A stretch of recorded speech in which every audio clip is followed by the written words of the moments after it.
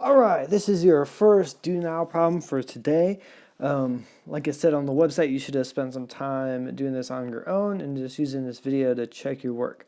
So the question is saying, what is the critical t-value for finding a 96% confidence interval estimate from a sample of 18 observations? So anytime that we're trying to find a critical z or t-score, we want to set up our curve.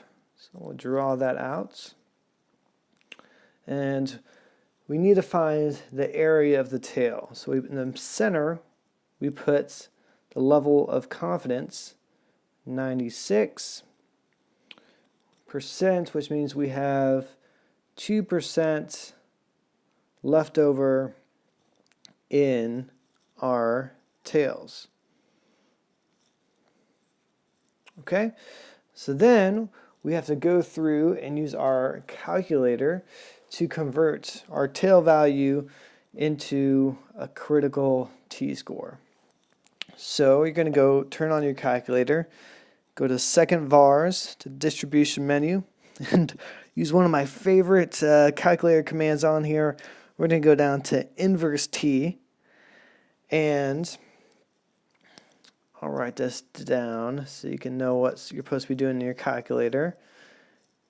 Inverse t.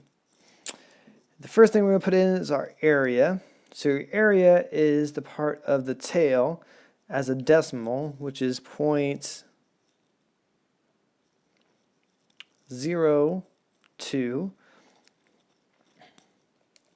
And then we have df, which for number stands for degrees of freedom, which is our sample size minus 1. And it tells us up here we had 18 observations, so that means that our degrees of freedom is going to be 17.